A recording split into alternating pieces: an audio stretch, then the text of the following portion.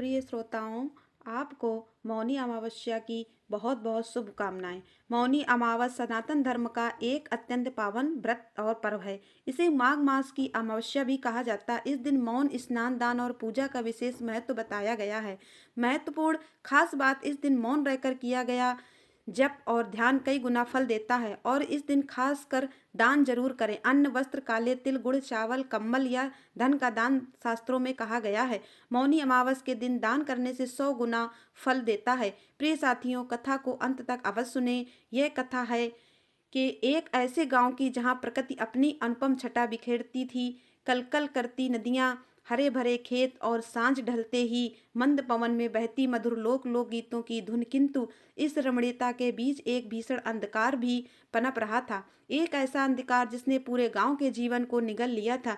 नियति ने ऐसा खेल खेला था, नियति की विधि से बचाना किसी मनुष्य के लिए असंभव था। उस गांव में एक व्यक्ति रहता था जिसका नाम था भैरव। नाम के अनुरूप ही उसका व्यक्तिगत था भय और रौद्र। भैरव की क्रूरता की कहानियां दूर दूर तक फैली हुई थी। उसका हृदय मानो पत्थर की एक कंटी और कठोर शिला पर बन चुका था, जिसमें दया, करुणा, ममता या प्रेम का अंश मात्र भी शेष नहीं था। सुबह की पहली किरण फूटने से लेकर रात के गहरे आवरण तक उसका जीवन केवल एक ही ध्येय से संचालित होता था, पर बीरा दूसरों को कष्ट देना, उनकी आहों में अपने सुख की तलाश करना और हिंसा को ही अपना धर्म मानना। गांव के लोग उसे देखते ही सहम जाते थे। छोटे बच्चे उसकी छाया से भी दूर भागते, महिलाएं घरों के भीतर दुबक जाती और पुरुष भी उससे आंखें मिलाने से कतराते। हाय रे, ये कैसा मनुष्य है, लोग मन ही मन सोचते। क्या इसने कभी माँ का दूध पिया होगा? क्या कभी किसी ने इसे प्रेम से पुकारा होगा? उसके काले कर्मों की फेहरिस्त इतनी लंबी थी कि गिनना मुश्किल। चोरी तो उसके लिए हर रोज का नियम बन चुका था। मानो सांस लेना जितना स्वाभाविक, किसी गरीब किसान की मेहनत से उगाई फसल को पल भर में उजाड़ देना, किसी विधवा के अकेले सहारा उसके बच्चे खुजे गहनों को छीन लेना, किसी असहाय अपथिक को लूट लेना और उसे लहूलुहान छोड़कर हंसते हुए आगे बढ़ जाना, यह सब उसके लिए एक खेल मात्र था। भैरव, अरे ओ भैरव, एक बार एक बूढ़ी माँ ने अपनी इकलौते बेटे की बीमारी के लिए बचाए हुए पैसे बचाने की विनती की थी। बेटा, मेरे पास कुछ नहीं है, कुछ नहीं बचा है। मेरे बीमार बेटे के लिए थोड़े से पैसे ही हैं, इसे मत ले जा। उसकी आंखों में आंसू थे, होंठ कांप रहे थे, पर भैरव भैरव ने उस बूढ़ी माँ की ओर ऐसे देखा था जैसे वह कोई चींटी हो। एक क्रूर मुस्कान उसके चेहरे पर फैल गई थी। हंसा, बीमार बेटा तो क्या मैं उसकी दवाई खरीदने आऊंगा? दो जो कुछ भी है। और एक शब्द भी नहीं कहकर उसने झटके से उसके साथ से यह वह पोटली छीन ली थी और एक जोरदार धक्का देकर उसे जमीन पर गिरा दिया था। उस बूढ़ी माँ की चीख सुनकर भी उसका हृदय तनिक भी दविद्र नहीं हुआ। उसे उस माँ की आंखों में मौत का साया नहीं बल्कि केवल अपनी विजय दिख रही थी। एक और घटना, गांव में एक छोटा सा परिवार था, पति पत्नी और एक मासूम बच्ची। पति शहर से लौट रहा था कुछ सामान और बेटी के लिए कुछ छोटी सी गुड़िया लेकर। रास्ते में भैरव ने उसे रोका। जो कुछ है निकाल दे। उसकी आवाज में क्रूरता का विष था। उस आदमी ने गिड़गिड़ाते हुए कहा, भाई, ये मेरी बच्ची के लिए है, मैं दिन भर मजदूरी करके लाया हूँ, मुझे जाने दो। भैरव ने एक पल भी नहीं सोचा, उसने उस आदमी पर तलवार से वार कर दिया, उसे घायल करके उसके सारे पैसे और यहाँ तक कि वह नन्ही सी गुड़िया भी छीन ली। वो घायल आदमी जमीन पर पराजत छटपटाता रहा, पर भैरव ने पीछे मुड़कर भी नहीं देखा। उस रात उस परिवार ने जो दर्द झेला था उसकी कल्पना भी नहीं की जा सकती। उस नन्ही बच्ची ने अपने पिता को, बाप ऐसा राक्षस तो कभी देखा ही नहीं। गांव के लोगों के मुंह से यही निकलता था। भैरव के लिए लोगों को सताना, उनकी चीखें सुनना, उनकी बेबसी देखना, यही उसके जीवन का एकमात्र आनंद था। उसके भीतर करुणा का बीज सूख चुका था, दया का फूल कभी खिला ही नहीं था। वह जानता था कि लोग उससे नफरत करते हैं, उससे डरते हैं, पर उसे इसकी परवाह नहीं थी। उसे लगता था कि यही उसकी शक्ति है, मैं ही सबसे बलवान हूँ। वो मन ही मन दहाड़ता। एक दिन जब गांव के लोग अपने दैनिक कार्यों में लीन थे और भैरव अपनी अगली कुछ कुश्ती योजना बना रहा था, एक संत गांव में पधारे हुए एक तेजस्वी महात्मा थे जिनके मुखमंडल पर अद्भुत शांति और तेज था। उनकी आंखों में ऐसी करुणा थी जो किसी भी पत्थर को पिघला सकती थी। गांव के लोग उनके चरणों में झुके और उनसे अपनी व्यथा सुनाई। महाराज, हम एक राक्षस के आतंक से पीड़ित हैं। एक भैरव नाम का दुरात्मा है जिसने हमारा जीना दुख दुर्लभ कर रखा है। हमें बचाओ प्रभु। संत ने धैर्यपूर्वक सब कुछ सुना। उनकी उनकी शांत आंखें गांव के भय और दुख को पहचान रही थीं। उन्होंने पूछा, वो कहाँ है? लोगों ने भयभीत होकर भैरव के ठिकाने की ओर इशारा किया। संत बिना किसी भय का संकोच के भैरव के पास जा पहुंचे। भैरव उस समय अपनी अगली चोरी की योजना बना रहा था। उसने संत को देखा। उसकी आंखों में वही क्रूरता और उपहास था। क्या है बाबा, यहाँ क्या भीख मांगने आए हो? मेरे पास देने को कुछ नहीं है सिवाय लाठियों के, भैरव ने धृष्टता से कहा। संत मुस्कुराए। उनकी मुस्कान में ऐसी दिव्यता थी कि भैरव भी एक पल के लिए सहम सा गया। पुत्र, मैं तुमसे कुछ मांगने नहीं आया, मैं तो तुझे कुछ देने आया हूँ। जीवन का मार्ग, मेरा मार्ग तो मैंने स्वयं बना लिया है। मैं किसी के बताए रास्ते पर नहीं चलता। भैरव ने ठहाका लगाया। तेरा मार्ग तुझे कहाँ ले जा रहा है पुत्र? क्या तुझे कभी शांति मिलती है? क्या तेरी आत्मा कभी तृप्त होती है? संत की आवाज में एक ऐसी अजीब सा जादू था। भैरव ने पहली बार अपने भीतर एक अजीब सी बेचैनी महसूस की, पर उसने उसे तुरंत दबा दिया। शांति, तृप्ति, ये सब कमजोरों के लिए है बाबा। मैं इन सब में विश्वास नहीं करता। पुत्र, तूने जीवन भर पाप किए हैं। तेरे कर्मों का बोझ इतना बढ़ गया है कि अब तेरी आत्मा भी करा रही होगी। भले ही तू उसे सुन पा रहा हो, पर अभी भी समय है। नियति ने तुझे एक अवसर दिया है, एक भिखारी अवसर। भैरव को संत की बातें सुनकर अजीब सा क्रोध आ रहा था, पर उसकी आंखों में पहली बार एक हल्की सी जिज्ञासा भी थी। कैसा अमावस्या है? उस दिन तू गंगा तट पर जाना। वहां सुबह से शाम तक पूरे दिन मौन धारण करना, एक भी शब्द नहीं बोलना, मन से भी नहीं, और संध्या काल में उस पवित्र मौन के साथ गंगा में स्नान करना। यदि तूने ये कर लिया तो तेरी आत्मा के पापों का बोझ कुछ कम हो सकता है। भैरव को संत की बात बेतुकी लगी। मौन, वो जो हर समय अपनी शक्ति का प्रदर्शन करता था, जो हर पल दूसरों को धमकाकर अपनी बात मनवाता था, वो चुप रहेगा। मौन? मैं ये तुम क्या कह रहे हो बाबा? ये मेरे बस की बात नहीं है। बस की बात तो क्यों नहीं है पुत्र? यह तो तेरी आत्मा की मुक्ति का प्रश्न है। एक दिन का मौन और गंगा मैया का स्नान, क्या यह तेरे जीवन भर के पापों से मुक्ति पाने का छोटा सा मूल्य नहीं है? संत ने उसकी आंखों में झांकते हुए कहा। उनकी आंखों में ऐसी दृढ़ता थी कि भैरव उन्हें टाल नहीं पाया। कुछ तो था उस संत में जिसने भैरव के कठोर हृदय में पहली बार एक छोटी सी दरार डाली थी। ठीक है, मैं कोशिश करूंगा, भैरव ने बेमन से कहा, पर उसके भीतर एक अजीब सी बेचैनी थी। संत मुस्कुराए और अपना आशीर्वाद देकर आगे बढ़ गए। मौनी अमावस्या का दिन आया। भैरव ने रात भर चैन की नींद नहीं ली थी। सुबह उठते ही उसके मन में उथल पुथल मच गई। मौन, भला ये कैसे होगा? उसके मन में हजारों विचार उमर घुमर रहे थे, पर संत के शब्द उसके कानों में गूंज रहे थे।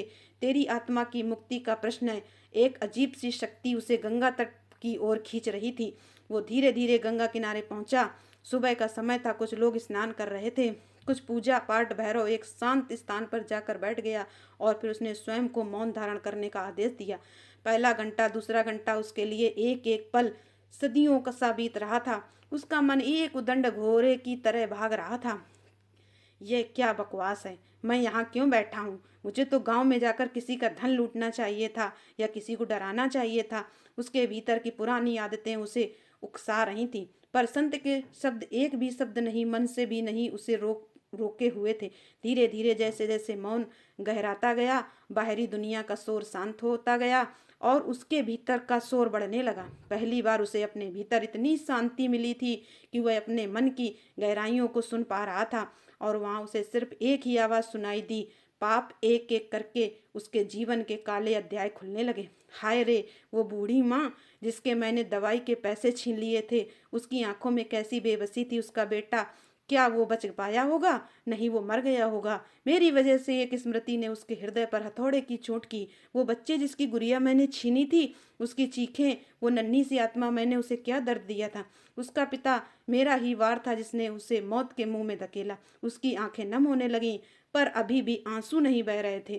कितनी जिंदगियां, कितनी आंखें, कितनी बेबसी। मैंने कितने परिवारों को बर्बाद किया, कितने लोगों को भूखा मारा, कितने घरों के दीपक बुझाए। एक एक करके चेहरे उसकी आंखों के सामने नाचने लगे। वो किसान जिसकी फसल लूटी थी, वो व्यापारी जिसका सामान छीना था, वो युवा जिसे बिना कारण पीता था। मौन में उसे अपना पाप याद आने लगे। हर एक पाप एक भीषण वज्र की तरह उसके हृदय पर गिर रहा था। नहीं, ये मैंने क्या किया? वो मन ही मन चीख रहा था, उसका शरीर कांप रहा था, उसका सिर भारी हो रहा था। उसे लगा जैसे शरीर में आग लग गई हो, उसके भीतर का हर कण दर्द से चिल्ला रहा होगा। दोपहर हुई, सूरज सिर पर चढ़ गया। तपती धूप में भी वो वहीं बैठा रहा। मौन ने उसके भीतर एक ऐसा तर्पण स्थापित कर दिया था जिसमें उसे अपना घिनौना, क्रूर और पापी चेहरा स्पष्ट दिख रहा था। उसे अपनी सारी गलतियां, अपनी सारी क्रूरता, अपनी सारी हिंसा किसी फिल्म की तरह दिख रही थी, और वह उसका नायक नहीं बल्कि एक दानव था। मैं कितना नीच था, कितना क्रूर। मैंने क्या समझा था अपने आप को? शक्तिमान? नहीं, मैं तो एक कायर था जो अपने शक्ति का उपयोग केवल दूसरों को दुख पहुंचाने के लिए करता था। उसके मन में पश्चाताप की अग्नि धधक उठी। एक अजीब सी घुटन उसके गले में थी। वो बोल नहीं सकता था, चीख नहीं सकता था, रो नहीं सकता था, पर उसका हृदय तो फूट रहा था। और फिर जैसे किसी ने बांध तोड़ दिया हो, उसकी आंखों में आंसू बह निकले। टप टप टप गर्म गर्म आंसू जो उसके गालों से होते हुए जमीन पर गिर रहे थे। ये आंसू केवल दर्द के नहीं थे, ये आंसू जीवन भर के संचित पापों के भार के थे। पश्चाताप की अग्नि में तप कर पिघले हुए हृदय के थे। वे आंसू उसके भीतर की सारी गंदगी को बहा ले जाने को आतुर थे। गंगा तट पर वह मौन ही रहा, पर उसके मन में एक तीव्र पुकार गूंज रही थी। क्षमा, हे प्रभु क्षमा, हे गंगा मैया मुझे क्षमा कर दो। मैं पापी हूँ, मैं अधर्मी हूँ, मुझसे भयंकर भूल हुई, मुझे अपने पापों से मुक्ति दो। उसकी आत्मा बिलख रही थी। वो अपनी आंखों से बहते आंसुओं को रोक नहीं पा रहा था। ये आंसू उसके जीवन के सबसे पवित्र आंसू थे, जो उसके हृदय को धोने का प्रयास कर रहे थे। संध्या होने लगी थी, सूरज की किरणें धीमी पड़ रही थी, गंगा का जल सुनहरी आभा से जगमगा रहा था। भैरव का शरीर कांप रहा था, पर उसका मन अब शांत होने लगा था। जैसे तूफान के बाद का समुद्र। उसकी आंखों में अभी भी आंसू थे, पर उनमें अब दर्द के साथ साथ एक अद्भुत शांति भी थी, पश्चाताप की शांति। तभी उसने देखा कि एक वृद्ध साधु उसकी ओर आ रहे हैं। उनका मुखमंडल शांत और दिव्य था, उनकी आंखों में अद्भुत चमक थी। साधु उसके पास आकर बैठ गए। भैरव अभी भी मौन था, पर उसने साधु को देखा। उन साधु की आंखों में उसे कोई क्रोध या घृणा नहीं दिखी, बल्कि असीम करुणा और प्रेम दिखाई दिए। पुत्र, तूने अपने मौन को सिद्ध कर लिया, साधु ने मधुर स्वरों में कहा। भैरव मौन ही रहा, पर उसकी आंखों से और आंसू बहने लगे। वो साधु को अपनी पीड़ा बताना चाहता था, अपने पाप स्वीकार करना चाहता था, पर उसका मौन अभी खंडित नहीं हुआ था। मुझे पता है पुत्र, तू क्या कहना चाहता है। तेरे आंसू ही तेरी कथा कह रहे हैं। तूने जीवन भर पाप किए, पर आज तेरी आत्मा जाग उठी है। यह मौन, यह पश्चाताप, यह आंसू, यही तेरे पापों का प्रायश्चित है। साधु ने उसे सहारा दिया। अब जा गंगा में डुबकी लगा, यह गंगा मैया तेरी सारी मैल धो देंगी। भैरव धीरे धीरे उठा। उसके पैर कांप रहे थे, पर उसका हृदय हल्का हो रहा था। वो गंगा के पवित्र जल में उतरा। एक डुबकी लगाई, दो डुबकी, तीसरी डुबकी लगाते ही उसे लगा जैसे उसके शरीर से एक विशाल बोझ उतर गया हो। गंगा का ठंडा जल उसके तन मन को शांत कर रहा था। उसे लगा जैसे माँ गंगा उसे अपने आंचल में समेटकर उसके सारे पापों को धो रही हूँ, उसे फिर से एक नवजात शिशु की तरह पवित्र कर रही हूँ। जब वह गंगा से बाहर निकला तो साधु अभी भी वहीं बैठे थे। पुत्र, मैं जानता हूँ कि तूने अब तक जो किया वह नियति का भीषण खेल था, तेरे पूर्व जन्मों के कर्मों का फल था और तेरे स्वयं के मोह और अज्ञान का परिणाम। पर अब तूने अपनी आत्मा को जागृत कर लिया है। तूने आज भगवान को मौन पुकार लगाई है और उन्होंने तेरी सुन ली है। भैरव पहली बार बोला, उसकी आवाज़ थरथरा रही थी। महाराज, मैं बहुत पापी हूँ, मुझसे भयानक भूल हुई है। क्या क्या मुझे कभी मोक्ष मिल पाएगा? क्या मेरे पाप माफ हो सकते हैं? साधु ने प्रेम से उसके सिर पर हाथ फेरा।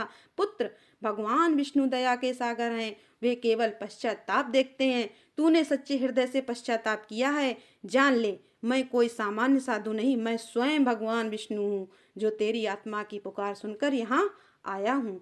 तेरा यह मौन, तेरे यह आंसू, तेरी यह पश्चाताप की अग्नि, यही तेरा सबसे बड़ा यज्ञ है। तूने अपने भीतर के दानों को मार दिया है और अब तेरी आत्मा शुद्ध हो गई है। भैरव ने आंखें फाड़कर साधु को देखा।